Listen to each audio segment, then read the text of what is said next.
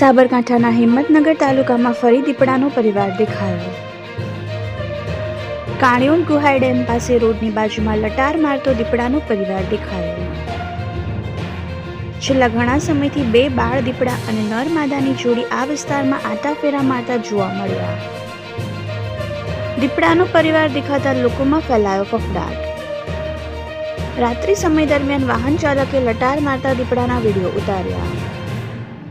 Reporter Jigar Pandya, Yashvi Gujarat news, Sabarkantha.